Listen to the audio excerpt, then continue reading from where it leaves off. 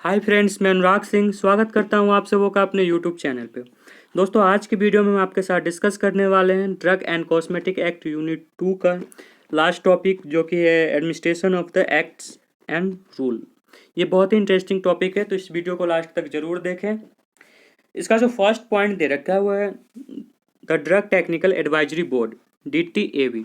चलिए जानते हैं ये ड्रग टेक्निकल एडवाइजरी बोर्ड क्या है।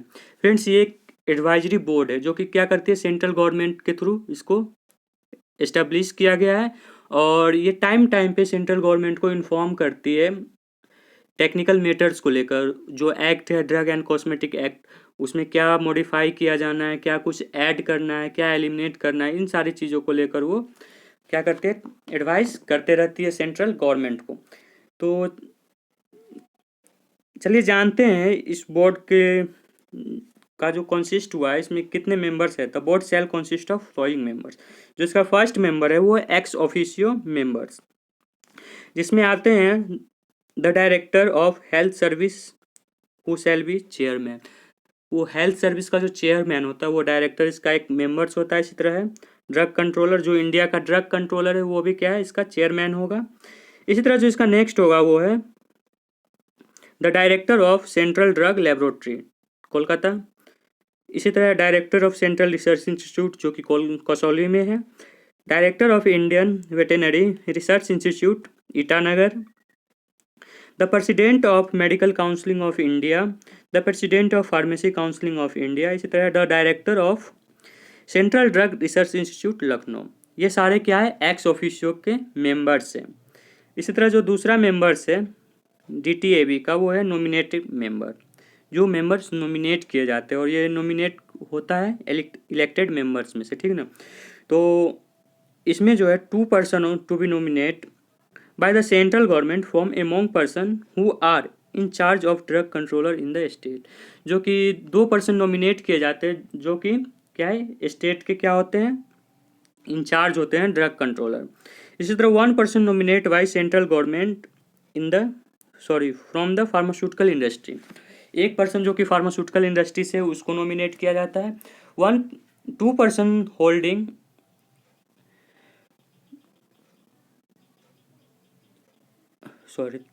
होल्डिंग द अपॉइंटमेंट फ्रॉम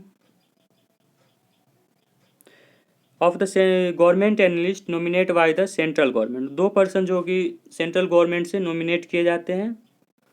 इसके बाद आता है इलेक्टेड मेंबर। इलेक्टेड मेंबर में आता है 1 person to be elected by executive committee of pharmacy counselling of India. 1 person जो कि फार्मेसी काउंसिलिंग के एग्जीक्यूटिव कमेटी होते हैं उसके थ्रू इलेक्ट किए जाते हैं, चुने जाते हैं। फ्रॉम एमोंग, जो कि टीचर होना चाहिए किसी दिए गए सब्जेक्ट में से, जैसे फार्मेसी का हो, या फिर फार्मास्यूटिकल केमिस्ट्री का हो, या फिर फार्माकोग्नोसी का हो, क्या हो, वो एक टीचर होना चाहिए। और वो टीचर स्टाफ होगा जो इंस्टीट्यूट का, जो कि PCI से क्या होगा, एफिलेटेड होगा। ये कंडीशन है इसका। इस तरह जो नेक्स्ट है 1 person to be elected by executive committee of the medical counselling of India. 1 person फिर से मेडिकल काउंसिलिंग से ये इलेक्ट किए जाते हैं, जो कि टीचर होते हैं किसके, मेडिसिन और therapeutics on the staff of Indian university और कॉलेज एफिलेटेड, ठीक ना, देयर टू। इसी तरह 1 फार्माकोलॉजिस्ट होना चाहिए, जो कि इलेक्ट किए जाते हैं governing body of the Indian counselling medicinal research के थ्रू। इसी तरह वो जो 1 पर्सन है to be elected by the central counselling of India medical association. इसी तरह जो नेक्स्ट पर्सन 1 पर्सन होंगे वो क्या होंगे, to be elected by the counselling of Indian pharmaceutical association. ये सारे पर्सन क्या होते हैं, इलेक्टेड मेंबर्स होते हैं। इस तरह जो इसका नेक्स्ट आता है the nominate and elected member of the board shall hold office for 3 years. ये नॉमिनेट मेंबर, जो मेंबर नॉमिनेट किए जाते हैं और जो मेंबर इलेक्टेड होते हैं, वो क्या होते हैं, 3 साल के लिए ही ऑफिस में, मतलब उनका जो ड्यूटी होता है वो 3 साल के लिए होते हैं। But shall be eligible for renomination and री इलेक्शन।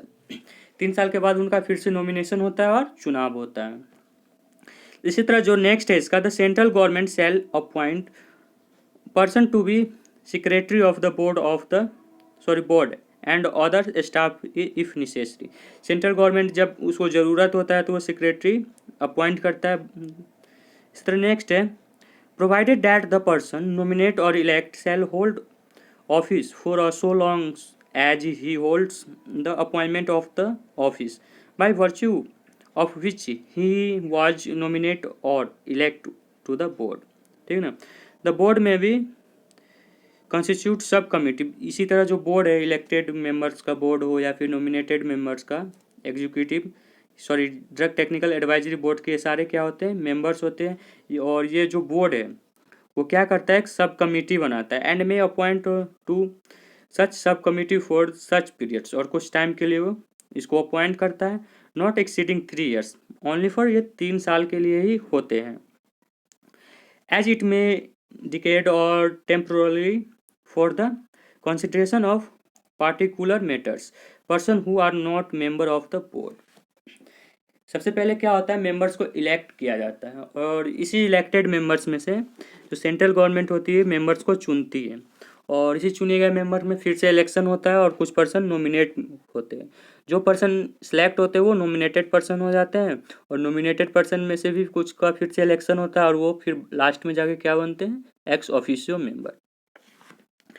इसके बाद जो नेक्स्ट है वो है सेंट्रल ड्रग लेबोरेटरी CDL। तो ये जो लेबोरेटरी है वो सिंपल सा है कि ये क्या है, लेबोरेटरी है, तो ये क्या करेगा, सैंपल का टेस्ट करेगा।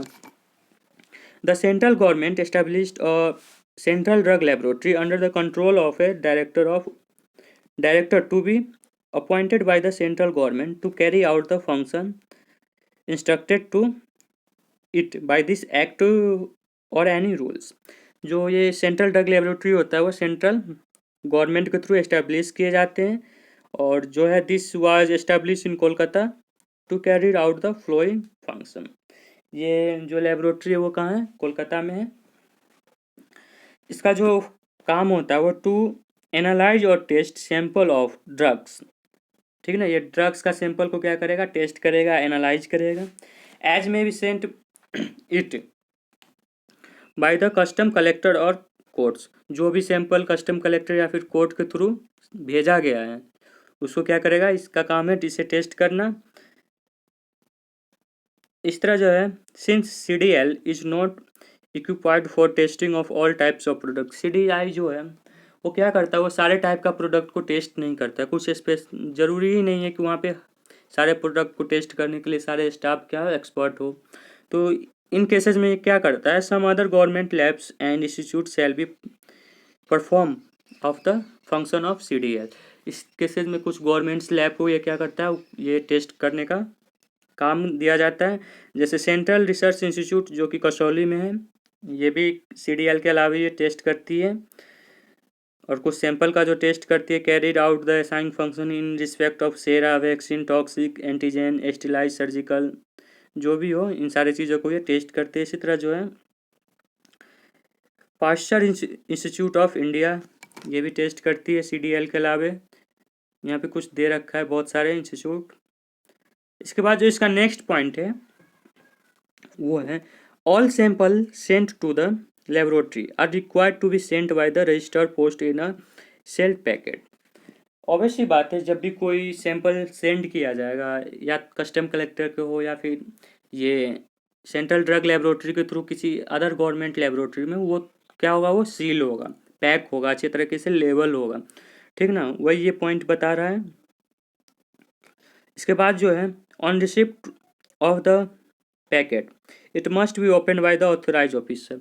जब ये कोई कुरियर पहुंचेगा गवर्नमेंट लैब में तो उसको ओपन किसने करना है, ऑथराइज ऑफिसर को ही। In this behalf by the director, जो कि डायरेक्टर होता है। After test the result is completed protocols of the test applied should be send to the sender. जब इसका टेस्ट कंप्लीट होता है तो क्या करेगा वो डायरेक्टर, इस पोस्ट ये सॉरी टेस्ट का जो रिजल्ट है उसको फिर से अच्छी तरीके से पैक करके वापस सेंड कर देगा और certificates issue by the laboratory under the rules should be sign by the director or any other central government authorize officer. और जो उसका सर्टिफिकेट होगा उस पर साइन होना चाहिए किसका, वो जो लैब का डायरेक्टर होगा या फिर किसी सेंट्रल गवर्नमेंट ऑफिसर का, तभी वो मान्य होगा। इसी तरह जो इसका नेक्स्ट पॉइंट है drug consultative committee DCC, this is also advisory body constitute by central government. ये भी क्या है, एक एडवाइजरी बॉडी है जो कि सेंट्रल गवर्नमेंट के थ्रू स्थापित किया गया है। For the purpose of advising the central government, the state government and the DTA भी। ये क्या करता है, एक टाइम इंटरवल के बाद DTA को भी एडवाइस करता है टेक्निकल मैटर को लेकर, स्टेट गवर्नमेंट को भी एडवाइस करता है और सेंट्रल गवर्नमेंट को भी ये एडवाइस करेगा। The drug consultative committee shall consist of 2 representatives nominated by the central government and 1 representative nominated by the state government। ये जो DCC का जो मेंबर, दो इसमें क्या होता है, ड्रग कंसल्टेटिव कमेटी नॉमिनेट करती है 2 रिप्रेजेंटेटिव को जो कि सेंट्रल गवर्नमेंट के थ्रू होता है और एक रिप्रेजेंटेटिव किसके थ्रू होता है, स्टेट गवर्नमेंट के थ्रू होता है। इस तरह जो इसका नेक्स्ट है the drug consultative committee shall meet when required to do so by the central government and shall have power to regulate its own procedure. और ड्रग कंसल्टेटिव कमेटी के पास इतना पावर होता है कि वो उससे सारा चीज़ अवेलेबल कराया जाता है और उसको खुद के काम करने के लिए वो खुद का प्रोसीजर तैयार कर सकता है। इसके बाद जो इसका नेक्स्ट है वो है गवर्नमेंट ड्रग एनालिस्ट। एनालिस्ट का काम क्या है, वो किसी भी सैंपल को टेस्ट करना और उसका जो रिजल्ट आएगा उसे सबमिट कर देना। The central and state government both by notification in official gazette appoint such person having a prescribe qualification to be government analyst for such areas in the state and it respect of such drug or classes of drug or such cosmetic or classes of cosmetic में भी specified in the notification. कोई भी central government या फिर state government एक ऐसे person को select करती है, उन्होंने ऑफिशियल गजट में दे रखा है इस बात को, तो वो ऐसे पर्सन को सिलेक्ट करेगी जो कि क्या होगा, उसके पास एक प्रिस्क्राइब क्वालिफिकेशन होगा, एक वेरीफाई एक एफिलिएटेड इंस्टीट्यूट से उसका क्या होना चाहिए, उसने अपना डिग्री कंप्लीट किया हो। तो वो पर्सन क्या करता है, जो ड्रग हो गए कॉस्मेटिक हो गए जो कि शेड्यूल में दिया गया उनका ये टेस्ट करना इनका काम है। A person to be appointed as government analyst should not have the financial interest in the import manufacture sales and drug cosmetic. जो भी पर्सन सेलेक्ट किए जाते हैं गवर्नमेंट एनालिस्ट के लिए, उनका कोई भी फाइनेंशियल इंटरेस्ट नहीं होना चाहिए इंपोर्ट में, मैन्युफैक्चरिंग और सेल्स ऑफ ड्रग या कॉस्मेटिक में। ये इसका कुछ गाइडलाइंस हो गया। इस तरह क्वालिफिकेशन क्या होना चाहिए गवर्नमेंट एनालिस्ट का, वो ग्रेजुएट होना चाहिए किसी भी चीज़ में, साइंस हो और या फिर फार्मेसी या फिर फार्मास्यूटिकल केमिस्ट्री में, वो भी किसी रिकॉग्नाइज यूनिवर्सिटी से, और not less then 5 year post graduate experience. उसको आफ्टर डिग्री उसका क्या होना चाहिए, 5 साल का कम से कम एक्सपीरियंस होना चाहिए। इसी तरह post graduate degree in medicine और साइंस होना चाहिए और pharmacy pharmaceutical chemistry of a recognise university से होना चाहिए वो, विथ नॉट लेस देन उसका 3 साल का एक्सपीरियंस। इसी तरह associateship diploma of the institute of chemist with analysis of drug and pharmaceutical as one of the subject with not less than 3 years experience. या अगर उसने कोई डिप्लोमा कर रखा हो किसी डिग्री में, साइंस हो या फिर फार्मेसी हो या फिर फार्मास्यूटिकल केमिस्ट्री हो, वो भी रिकॉग्नाइज यूनिवर्सिटी से, तो उसका क्या होना चाहिए, एक्सपीरियंस 3 साल से कम नहीं होना चाहिए। ठीक ना, ये सारे कंडीशंस दे रखे हैं किसके, गवर्नमेंट एनालिस्ट के। इसी तरह जो नेक्स्ट है duty of government analyst. Government analyst तो इस कंडीशन पे सिलेक्ट हो गया, अब उसका ड्यूटी क्या होगा, वो है on receipt of A package of a sample from drug inspector. वो क्या करेगा, ड्रग इंस्पेक्टर के थ्रू जो सैंपल है पैक्ड फॉर्म में उसको रिसीव करेगा। रिसीव करने के बाद वो गवर्नमेंट एनालिस्ट क्या करेगा, उसको सेल, वो जो पैकेज है उसको स्पेसिमेन इम्प्रेशन ऑफ, उसको क्या करेगा, separately and condition of the sales, ठीक ना, उसको रिसीव करके रखेगा।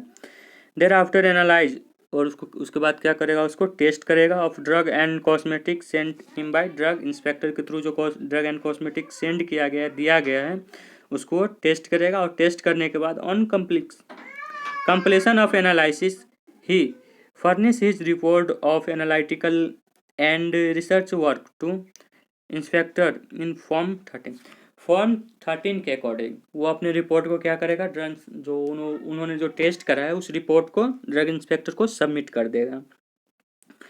इसमें कुछ नोट्स दे रखा है, वो है if purchaser want to analyze the drug or cosmetic he has to make an application for analysis in form 14 है। क्या करेगा वो, फॉर्म 14A के अकॉर्डिंग वो जो ड्रग और कॉस्मेटिक का एप्लीकेशन फॉर्म आता है एनालिसिस का वो दे रखा है विद प्रिस्क्राइब फी, उसका कुछ फीस है। The reporters of such drug will be furnish in government form 14B, ठीक ना। इसी तरह लाइसेंस अथॉरिटी, अब ये लाइसेंस अथॉरिटी क्या है चलिए जानते हैं इसको। ये जो लाइसेंस अथॉरिटी है they are appoint by the central and state government, ये सेंट्रल और स्टेट गवर्नमेंट दोनों के थ्रू अपॉइंट किए जाते हैं for the grant and the renewal of licence for import manufacturing sales distribution etcetera of any drugs or cosmetic. किसी भी drug या कॉस्मेटिक का जो मैन्युफैक्चर करना है, सेल्स करना है या फिर डिस्ट्रीब्यूशन करना है, उसके लिए जो लाइसेंस होता है वो कहाँ से किसने देना है, लाइसेंस अथॉरिटी से ही बनता है। इसी तरह जो नेक्स्ट पॉइंट है इसका, the licensee once issue shall remain valid for ever, ठीक है ना, unless suspend or cancel by the licence authority. और जिस पर्सन को लाइसेंस मिल जाता है वो वैलिड होता है हमेशा के लिए, और लेकिन एक टाइम इंटरवल के बाद उसे रिन्यूअल कराना पड़ता है। अगर किसी केसेस में वो कैंसिल नहीं हुआ हो तो वो क्या होगा, हमेशा के लिए वैलिड होगा। The drug controller in India has recently been notify as the central licence approved authority, ठीक ना, ये सेंट्रल गवर्नमेंट के थ्रू अप्रूव्ड होता है। क्वालिफिकेशन क्या होना चाहिए लाइसेंस अथॉरिटी के लिए, ये must be graduated in pharmacy और फार्मास्यूटिकल केमिस्ट्री और मेडिसिन। जो पर्सन इसके लिए सिलेक्ट होंगे वो क्या होना चाहिए, उनको ग्रेजुएट होना चाहिए फार्मेसी में, फार्मास्यूटिकल केमिस्ट्री में, ठीक ना, और स्पेशलाइज इन क्लिनिकल फार्माकोलॉजी, ठीक, और microbiology from the recognise university. किसी भी रिकॉग्नाइज यूनिवर्सिटी से क्या होना चाहिए, वो क्लिनिकल फार्माकोलॉजी या फिर माइक्रोबायोलॉजी का उससे डिग्री होना चाहिए। He must be experience in manufacture or testing of drug from minimum period of 5 year, और उसे कम से कम 5 साल का एक्सपीरियंस होना चाहिए। इसी तरह जो नेक्स्ट है वो कंट्रोलिंग अथॉरिटी, तो चलिए जानते हैं ये क्या होता है। All drug inspector appoint by the central government or state government act under the control of an officer appoint by respective government refer to as a controlling authority. कोई भी ड्रग इंस्पेक्टर वो क्या होगा, सेंट्रल गवर्नमेंट के through होगा या फिर state government के थ्रू, वो जो बनता है वो किसी रेफर किए जाते हैं कंट्रोल अथॉरिटी के थ्रू। इसका जो क्वालिफिकेशन होता है वो होता है ही मस्ट भी क्या होना चाहिए, फार्मेसी, फार्मास्यूटिकल केमिस्ट्री और या फिर मेडिसिन केमिस्ट्री में क्या होना चाहिए, उन्हें डिग्री होनी चाहिए, और स्पेशली इन क्लिनिकल फार्माकोलॉजी या फिर माइक्रोबायोलॉजी में वो भी रिकॉग्नाइज यूनिवर्सिटी से। ही मस्ट भी एक्सपीरियंस होना चाहिए उसे मिनिमम प्राय 5 साल का। इसके बाद आता है the drug controller department.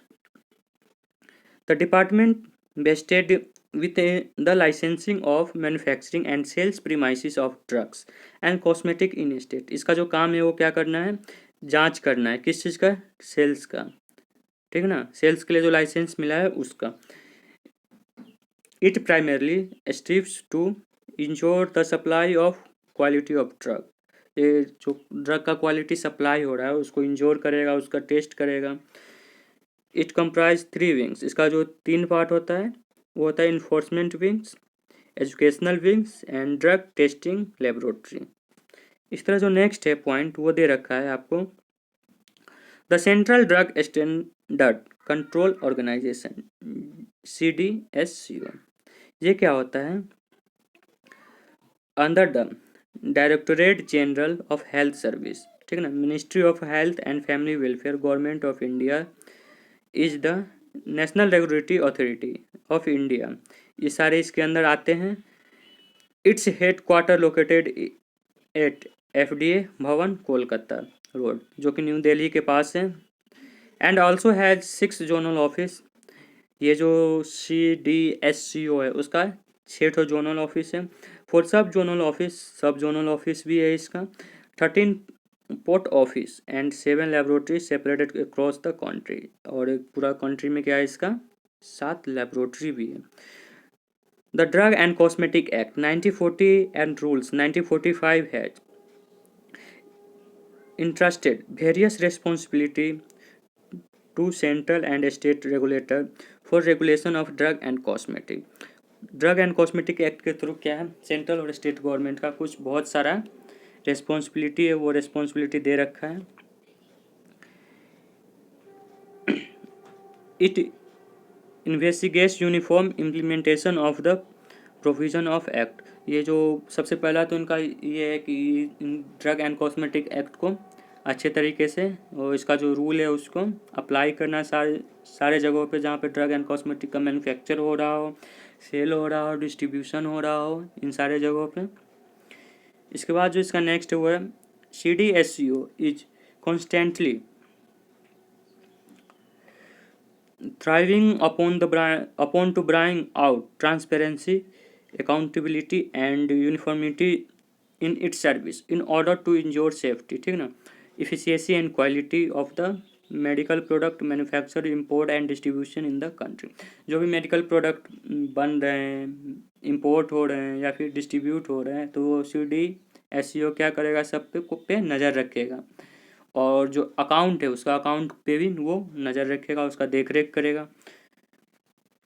Under the drug and cosmetic act DCSCO is responsible for approval of drug, conduct of clinical trials. जो ड्रग क्लिनिकल ट्रायल्स के लिए बनता है उसका अप्रूवल हमें कहाँ से मिलेगा, किसने देना है, CDSCO के थ्रू ही मिलेगा। Lying down the standard of for drugs controller over the quality of imported drugs, ठीक है। इसी तरह कुछ पॉइंट्स दे रखे हैं इसमें। इसी तरह जो नेक्स्ट पॉइंट है वो है further CDSCO along with state regulator is jointly responsible for grant of license of certain specialized categories of critical drugs such as blood या फिर कोई ब्लड प्रोडक्ट्स हो, IV फ्लूइड्स हो, वैक्सीन हो, सेरा हो, इन सारी चीज़ों को भी ये क्या करता है के लिए ये जो लाइसेंस मिलता है उसके लिए ये रिस्पॉन्सिबल CDSCO ही होता है। इसका नेक्स्ट पॉइंट है ड्रग इंस्पेक्टर। ड्रग इंस्पेक्टर किसके थ्रू नॉमिनेट होते हैं, सिलेक्ट किए जाते हैं, तो वो सेंट्रल या फिर स्टेट गवर्नमेंट के थ्रू।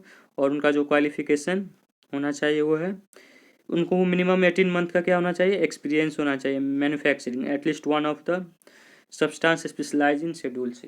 किसी भी शेड्यूल C के किसी स्पेसिफिक सब्सटेंस पे उनका एक्सपीरियंस होना चाहिए और not less then 18 month experience in testing of at least one of the substance specified in schedule C। ऐसे सब्सटेंस जो शेड्यूल C में स्पेसिफाइड हो उस उन पे भी क्या होना चाहिए, उनका एक्सपीरियंस होना चाहिए, वो भी 18 मंथ का। Who have gain experience not less than 3 year, और कम से कम 3 साल का उनका एक्सपीरियंस होना चाहिए, वो है inspection of films manufacturing any of the substance specified in schedule C।